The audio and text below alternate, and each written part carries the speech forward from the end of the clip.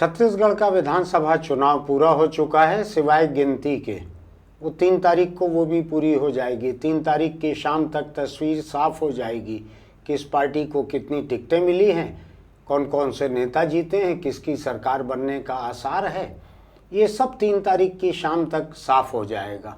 इस बीच हमने ये कोशिश की कि पूरे छत्तीसगढ़ में जगह जगह हमारे जो संवाददाता हैं, जो चुनाव की रिपोर्टिंग भी कर रहे थे, देख रहे थे चुनावों को बड़े करीब से, उनसे बात की जाए, उनसे बात करके समझा जाए कि उनके इलाके में मुद्दे क्या थे, उम्मीदवार कैसे थे। जीत हार की संभावना पे तो हमने ज़्यादा बात करने की कोशिश नहीं की, लेकिन सीट पर माहौल कैसा है इसको हमने बहुत सारी सीटों पर जानने की कोशिश की है। कई संवाददाताओं से हम इस बारे में बात कर रहे हैं। हर दिन 1 या 2 संवाददाता से बातचीत हम आपके सामने रखेंगे। संवाददाता का नाम, जगह का नाम, किन सीटों पर है, ये आपको उस दिन की बातचीत में दिखाई पड़ेगा। कौन से संवाददाता हैं, कौन सी सीटें हैं, ये आप इसी में सुनिए।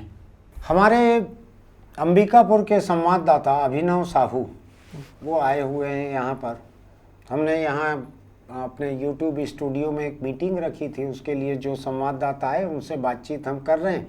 कुछ लोगों की बातचीत आपने सुनी होगी। तो अभिनव साहू अंबिकापुर में बसे हुए हैं। सरगुजा का जिला मुख्यालय है, सरगुजा का हेडक्वार्टर भी है। वो कई सीटों के ऊपर वहाँ से नज़र रखते हैं, कई सीटों के बारे में उन्होंने देखा हुआ है। अभिनव, मुझको ये बतलाइए जी, आपके यहाँ 17 तारीख को चुनाव हुए हैं, 7 तारीख को नहीं थे जी, 17 को थे जी। चुनाव का माहौल क्या था पूरा, यानी मुद्दे क्या थे वोटर के सामने, माहौल क्या था? देखा जाए तो सरगुजा में इस बार उत्साह पिछले विधानसभा चुनाव की तरह ही था। लुंद्रा विधानसभा है सरगुजा जिला का, हाँ। उसमें सर्वाधिक 85% मतदान हुआ। कहाँ पर? लुंद्रा विधानसभा, लुंड्रा में? जी। अच्छा। तो वहाँ मतलब काफ़ी सरगुजा में सबसे ज़्यादा उत्साह का जहाँ माहौल रहा वो लुंद्रा रहा। क्या वजह रही? वहाँ एक तो जो भाजपा उतारी है नए चेहरे, प्रबोध मिंज, हाँ। जो अंबिकापुर नगर के पूर्व महापौर रहे हैं 2 बार के, और वो क्या है, उनका 2018 में भी चल रहा था, लेकिन भाजपा ने किसी वजह से उनको टिकट नहीं दिया। लेकिन इस बार उन्हें मौका मिला है और युवाओं में उनको लेके काफ़ी अच्छा क्रेज है। ऐसा, लेकिन मैं माहौल की बात कर रहा था जी। पूरे सरगुजा में जी। मुद्दे क्या थे लोगों के सामने? लोग कोई वोट डालने जा रहे हैं तो क्या सोच के वोट डालेंगे? विधानसभा सीट को छोड़ दीजिए, जी। सीट के अपने अलग मुद्दे रहते हैं जी। लेकिन पूरे प्रदेश के, पूरे इलाके के भी कुछ मुद्दे रहते हैं जी। जिसको हम लहर कहते हैं, असर कहते हैं। जी। क्या मुद्दे थे जनता के सामने? कर्ज माफ़ी काफ़ी असरदार रहा, और ये जो 15 ये समय रहते घोषणा भी हो गई थी। हाँ। यानी पार्टी के चुनावी घोषणा पत्र के कई दिन पहले भूपेश बघेल ने घोषणा कर दी थी कर्ज माफी की। जी। तो इसकी जानकारी सबको पहुंच गई होगी? लगभग सभी को पहुंच गई थी। ऐसा, इसको लेके ग्रामीण क्षेत्रों में काफ़ी अच्छा वो था, माहौल था।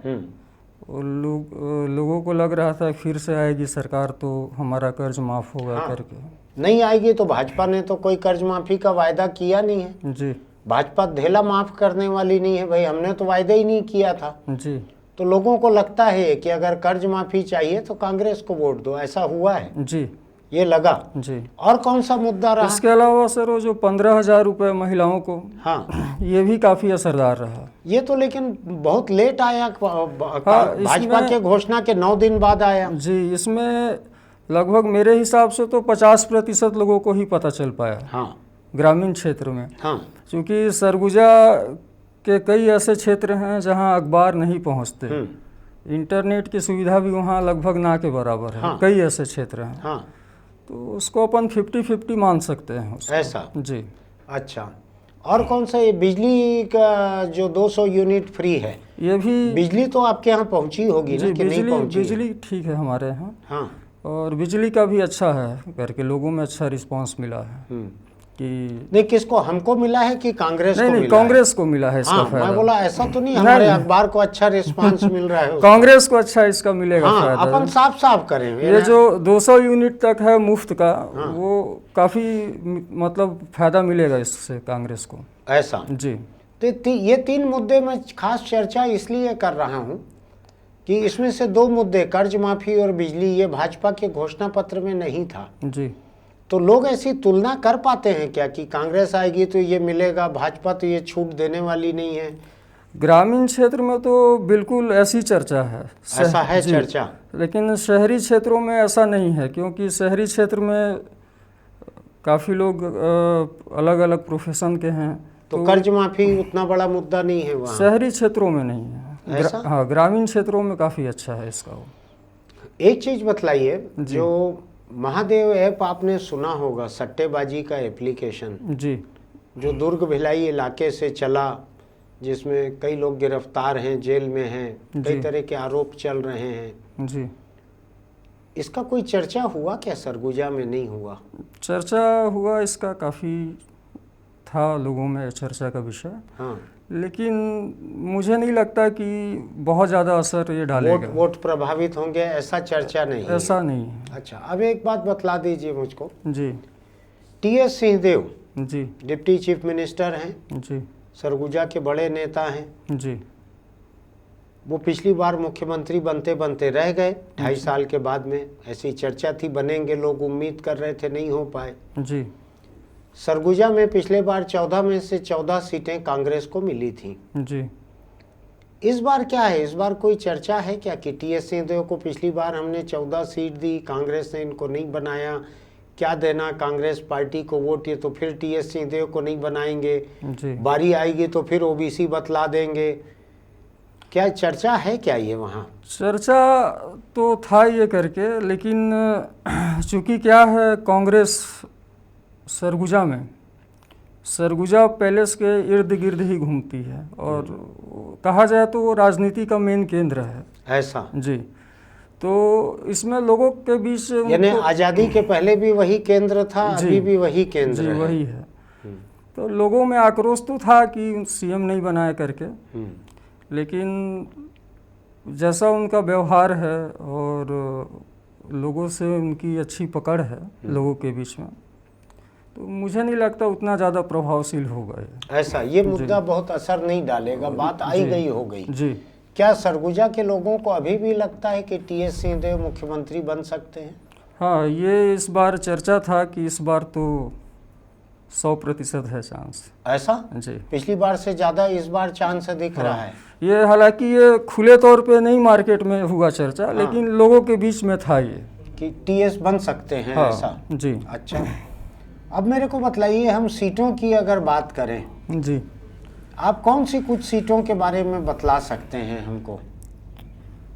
सीतापुर विधानसभा से अपन सीतापुर से चालू करते हैं। चलिए, सीतापुर में अमरजीत भगत जी, ये मंत्री हैं जी, और जाहिर तौर पे सरगुजा की बहुत सारी सीटें रिजर्व सीटें हैं। जी, ये भी आदिवासी रिजर्व सीट है। जी, यहाँ से राम कुमार टोप्पो, जी, ये बीजेपी के कैंडिडेट हैं, जी, तो कांग्रेस के मंत्री हैं, जी, और बीजेपी के कैंडिडेट हैं राम कुमार टोप्पो। ये मुझको क्यों याद पड़ रहा है? राम कुमार टोप्पो किसी पैरामिलिट्री वगैरह से आए हुए हैं क्या? बीएसएफ, सीआरपीएफ कहीं से आए हैं क्या? जी, ये भूतपूर्व सैनिक रह चुके हैं। हाँ, और बीआरएस लेके आए हुए हैं। हाँ, ऐसा वो बोलते हैं कि क्षेत्र की जनता मुझे बुलाई है चिट्ठी लिखकर, सोशल मीडिया के माध्यम से, हाँ, करके ये मतलब माहौल बना है कुछ क्षेत्र में। हाँ। और जहाँ तक सुनने में आया कि ठीक है, मतलब एक युवाओं में उनके प्रति अच्छा खासा क्रेज देखा गया। ऐसा? जी। तो ये अमरजीत भगत जो मिनिस्टर हैं, जी, इनकी अपने चुनाव क्षेत्र में क्या हालत है? 5 साल का ताकतवर मंत्री जो है, जी, शायद ये भूपेश बघेल के सबसे भरोसे के रहे सरगुजा के मंत्रियों में, जी, ऐसा लोग कहते हैं, मैं तो नहीं जानता हूँ। जी, जी, तो उससे वहाँ उनका जो दबदबा रहा, ताकत रही, जी। तो 5 साल में उसका इनको फायदा होगा कि नुकसान होगा? निश्चित तौर पे नुकसान भी नहीं कह सकते और फायदा भी नहीं कह सकते। अच्छा। फायदा इसलिए नहीं बोल सकते क्योंकि इनके जो आदमी थे मंत्री जी के, अंबिकापुर से जाके सीतापुर क्षेत्र में ज़्यादा इंटरफेयर करने लगे थे। अंबिकापुर से जाके सीतापुर में? जी, विधानसभा में। तो जिसकी वजह से अमरजीत भगत के? जी, तो लोगों के बीच काफ़ी नाराज़गी रहा। हाँ। और दूसरा मुद्दा रहा आपका वो माँ कुदरगाड़ी एल्युमिनियम फैक्ट्री वाला, हाँ, जिसमें 18 गांव के लोग प्रभावित हो रहे थे। हाँ। उनका सीधा सीधा विरोध था कि हम फैक्ट्री नहीं खोलने देंगे। और मंत्री जी चाहते थे खुले? बाद में मंत्री जी कहीं खुले तौर पे तो नहीं बोले कि हम लेकिन खोलने इन्होंने देंगे। विरोध भी नहीं किया? हाँ, लेकिन सामने आके विरोध भी नहीं किया। अच्छा, तो वो एक मुद्दा इनके खिलाफ जा रहा है। जी। और दूसरा, भूतपूर्व सैनिक जो हैं जी। वो नौजवान लोगों को एक देशभक्ति और बलिदान उसके प्रतीक जैसे दिख रहे होंगे। आप बोल रहे हैं नौजवानों में उनको पॉपुलैरिटी मिल रही है, जी। ऐसा होगा? जी। मुकाबला कैसा दिख रहा है? यहाँ पे और लोग भी हैं क्या सीतापुर में? एक दो निर्दलीय हैं जो कांग्रेस की ही मुश्किल बढ़ा सकते हैं। अच्छा, वो किस हिसाब से? क्या है, कुछ तो उसमें कांग्रेस से बागी होके एक शांति देवी हैं। हाँ। वो कांग्रेस से बागी होके निर्दलीय चुनाव लड़ी हैं, तो वो कुछ वोटों का नुकसान कांग्रेस को पहुंचा सकती हैं। और एक मुन्ना टोप्पो हैं, वो भी निर्दलीय हैं। उनका भी क्षेत्र में कुछ जगहों पे अच्छा पकड़ है, तो वो भी थोड़ी बहुत वोट प्रभावित कर सकते हैं। किसके खिलाफ? अमरजीत भगत के खिलाफ। तो लेकिन ये राम कुमार टोप्पो भी हैं यहाँ पे भाजपा के कैंडिडेट। जी। तो टोप्पो समुदाय का कोई एक निर्दलीय अगर वोट पाएगा जी, तो राम कुमार टोप्पो का नुकसान नहीं होगा? नुकसान तो नहीं बोल सकते उसको, क्योंकि जैसा देखा जा रहा था शुरू में जो माहौल बना था वो आखिरी तक लगभग बना रहा। और बता रहे हैं, ऐसी चर्चा है कि क्रिश्चियन वोट भी उनको मिल रहे हैं, राम कुमार टोप्पो को। जी। हाँ, क्रिश्चियन वोट उस क्षेत्र में काफ़ी हैं और वो अभी तक कांग्रेस को ही मिलते आए हैं। हाँ। इस बार अगर बढ़ गया होगा तो उस और कैंडिडेट वहाँ पर कोई हैं क्या? वहाँ जोगी पार्टी के या गोंडवाना, बसपा, हाँ, हमर राज, जी, इनमें से भी हैं कुछ? जी। ये बतलाइए, मैं अपन एक एक सीट पे उसका चर्चा ना करें। जी। ये जितनी पार्टियां हैं, आम आदमी पार्टी, हमर राज पार्टी, बसपा, गोंडवाना, जोगी पार्टी, जी। ये जितनी पार्टियां हैं, इनके वोट जब कटेंगे, जितने मिलेंगे इन पार्टियों को वोट, जी, इसका नुकसान कांग्रेस को ज़्यादा होगा कि भाजपा को ज़्यादा होगा? कांग्रेस को होगा ज़्यादा। कांग्रेस को ज़्यादा होगा। जी। और आपके हिसाब से जितने सीटों को आप देख रहे हैं, कल्पना कर रहे हैं, जी, उसमें गैर कांग्रेस, गैर भाजपा जितने वोट हैं, जी, ये 5-6 पार्टियां हैं, निर्दलीय हैं, जी, इनको कितना फीसदी वोट मिल जाएगा लगता है आपको सबको? वहाँ देखिए 2,01,000 मतदाता हैं सीतापुर विधानसभा में। हाँ। इसमें से लगभग वहाँ पास इस बार 83% वोटिंग हुई है। ठीक है। तो मेरे हिसाब से वहाँ इन लोग कुल मिला के 12 से 15,000 वोट प्रभावित करेंगे। यानी 10% के भीतर ही रहेगा? जी। उससे ज़्यादा सबका मिला के भी नहीं रहेगा? हाँ, नहीं रहेगा। तो बहुत बड़ा नुकसान इन पार्टियों का नहीं होगा? जी। ठीक है। अब अगली कोई सीट जिसके बारे में बात हम कर सकते हैं? जी, अंबिकापुर कर लेते हैं। अंबिकापुर का बतलाइए। अंबिका तो बड़ी दिलचस्प सीट है। जी। टीएस सिंहदेव कैंडिडेट हैं। जी। राजेश अग्रवाल वहाँ पर बीजेपी के कैंडिडेट हैं। जी। लोग बतलाते हैं कि राजेश अग्रवाल कुछ समय पहले तक टीएस सिंहदेव के साथी थे। जी, काफ़ी क्लोज साथी थे। काफ़ी क्लोज साथी थे। जी। तो कैसे हो गया कि एक हाथ निकल के बाहर चले गया बीजेपी में? ये चर्चा काफ़ी दिनों से थी कि इस बार इनको सीट, इस विधानसभा सीट से टिकट मिलेगा। अच्छा, ये भाजपा में कब से थे? भाजपा में ये 2018 में ही आ गए ये। अच्छा जी। तो 2018 के चुनाव में भी टीएस का काम इन्होंने नहीं किया था क्या? नहीं, ऐसा तो नहीं बोल सकते क्योंकि भाजपा ज्वाइन कर लिए थे तो कैसे काम करेंगे। हाँ, मैं उसी को समझना चाह रहा हूँ जी कि चुनाव के पहले चले गए थे भाजपा में कि बाद में गए थे? चुनाव के पहले चले। ठीक, तो 2018 में ये बाबा के साथ नहीं थे। जी। अब उसके बाद ये किसी लोकल बॉडी में भी कुछ थे ना, निर्वाचित किसी नगर पालिका में या कहीं नगर पे? पालिका के अध्यक्ष थे, नगर पंचायत के। नगर पंचायत के अध्यक्ष थे। क्या है इस चुनाव में माहौल क्या है दोनों के बीच? माहौल देखिए, यहाँ कांटे की मुकाबला नहीं बोल सकते यार, वो इसलिए नहीं बोल सकते, टी.एस. सिंहदेव जी का एक बहुत बड़ा ओहदा है। ठीक बात है। और कुछ क्षेत्रों में विरोध है लेकिन उतना भी ज़्यादा नहीं है। और कुल मिला के देखा जाए तो बहुत ज़्यादा नुकसान नहीं पहुंचा पाएंगे राजेश अग्रवाल जी। ऐसा? जी। बीजेपी के कैंडिडेट जरूर हैं जी। लेकिन टी.एस. सिंहदेव बड़े नेता हैं। जी। और आप जैसा बतला रहे थे अभी इस कॉन्स्टिट्यूंसी की चर्चा के पहले भी जी। कि लोगों को ये उम्मीद है कि टी.एस. सिंहदेव अभी भी मुख्यमंत्री बन सकते हैं। जी। तो कल मैं एक टीवी चैनल पे था, वहाँ मैंने ये कहा है जी। कि जितने बड़े नेता रहते हैं उनको अपनी कॉन्स्टिट्यूंसी में थोड़ा सा फायदा होता है ना, लोग बड़े नेता को जिताना चाहते हैं। जी। तो ऐसा आम तौर पर फायदा होता है। तो ये अंबिकापुर उस तरह के फायदे वाली सीट हो सकती है टीएस के लिए। जी बिल्कुल, चूँकि क्या है, सरगुजा राज परिवार का काफ़ी प्रभाव है, खासकर अंबिकापुर विधानसभा में तो अच्छा खासा प्रभाव है। इसके साथ साथ लुंड्रा और सीतापुर विधानसभा के कुछ हिस्से भी इनसे काफ़ी प्रभावित हैं। लुंड्रा का बताइए, लुंड्रा का क्या है आज वहाँ पर हाल? यहाँ कांग्रेस के डॉक्टर प्रीतम राम जी ये कैंडिडेट हैं और भाजपा के प्रबोध मिंज हैं। जी, ये प्रबोध मिंज देखिए क्या है, 2018 से ही ये उस क्षेत्र में लगे हुए थे। हाँ, उनको पिछले बार उम्मीद था कि मुझे टिकट मिलेगी, लेकिन पार्टी उन्हें किन्हीं कारणों से नहीं दिए। और इस बार मिला है तो आपका समझिए वो पिछले लगभग 8 सालों से मेहनत कर रहे हैं वो। ऐसा? हाँ, कंटिन्यू। अच्छा, ये कोई रातों रात वहाँ कैंडिडेट नहीं बने हैं? हाँ, लंबी मेहनत के बाद बने हैं। जी। अच्छा, और ये प्रीतम राम जी को लेकर थोड़ी सी नाराजगी है क्षेत्रवासियों क्या में। है नाराजगी? नाराजगी वही है, लोगों के बीच नहीं जाना, आहा। चुनाव के समय सिर्फ पहुंचना। कई जगह तो चुनाव के समय भी नहीं पहुंच पाए। ऐसा? जी, इस चुनाव में भी? हाँ, ऐसा सुनने में मिला। बता रहे हैं कि कुछ फंड का प्रॉब्लम हो गया था, ऐसी चर्चा थी। मतलब ये तो कांग्रेस पार्टी के थे ना डॉक्टर प्रीतम राम? हाँ, कांग्रेस पार्टी तो सत्तारूढ़ पार्टी है 5 साल से यहाँ पे। जी। इनको फंड का प्रॉब्लम होगा तो फिर इनको, बीजेपी को, जो कि देश की सबसे संपन्न पार्टी है, इनको तो कोई प्रॉब्लम नहीं होना चाहिए। तो बताए चुनाव के 4-5 दिन पहले लगभग थोड़ा सा विचलित थे। ऐसा? जी। चुनाव के 5 दिन पहले अगर इतनी बड़ी संपन्न पार्टी का कैंडिडेट विचलित हो जाए जी तो थोड़ा खतरनाक बात है ये। जी।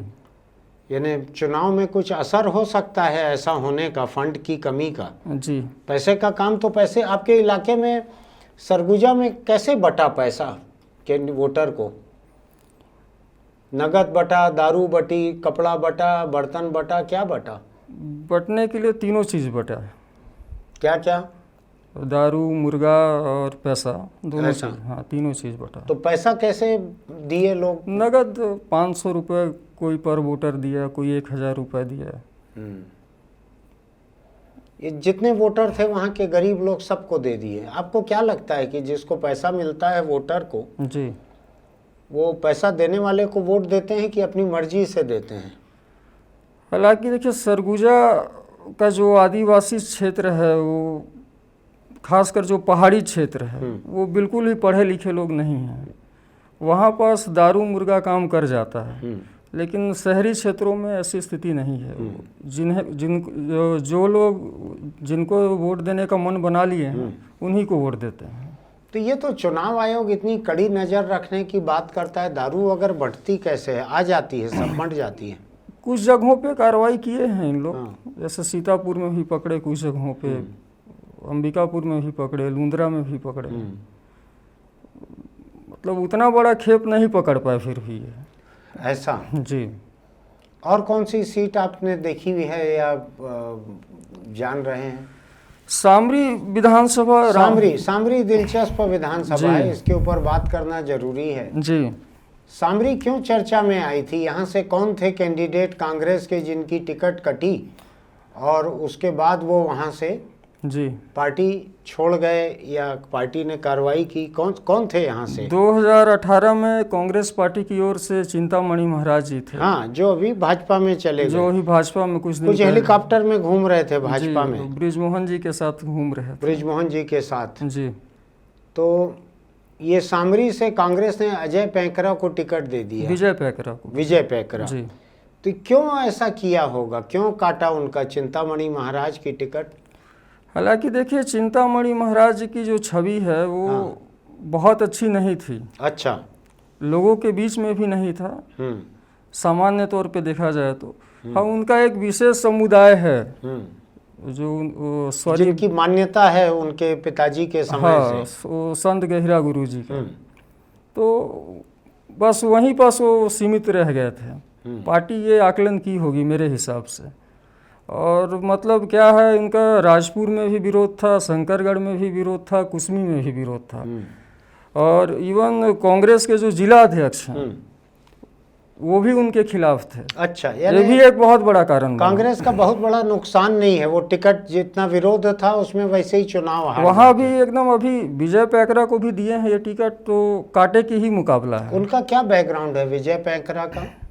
उनके बारे में तो मैं बहुत ज़्यादा नहीं जानता हूँ, लेकिन बता रहे हैं कि अच्छी फाइट दे रहे हैं वो। ऐसा? जी ये बीजेपी की कैंडिडेट हैं उदेश्वरी पैकरा। जी, ये पूर्व संसदीय सचिव सिद्धनाथ पैकरा जी की पत्नी हैं। हाँ।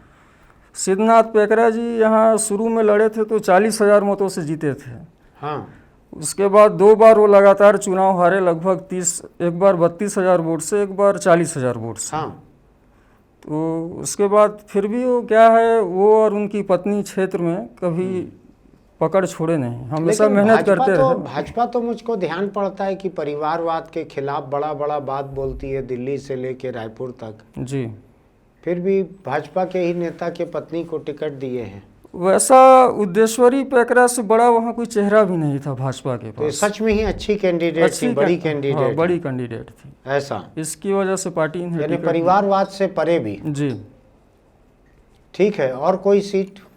एक रामानुजगंज सीट है, यहाँ भी मुकाबला काफ़ी रोचक है। रामानुजगंज में ये भी आदिवासी रिजर्व सीट है। जी डॉक्टर अजय तिर्की हैं कांग्रेस के, जी, और रामविचार नेताम तो सांसद भी रहे हुए हैं। जी, अभी पूर्व राज्यसभा सांसद थे। अभी पूर्व राज्यसभा सदस्य हैं, छत्तीसगढ़ के गृह मंत्री रहे हुए हैं, जी, बड़े नेता हैं। बड़े इनकी नेता पत्नी भी शायद जिला पंचायत अध्यक्ष हैं या रह चुकी हैं? शायद रह चुकी हैं। जी।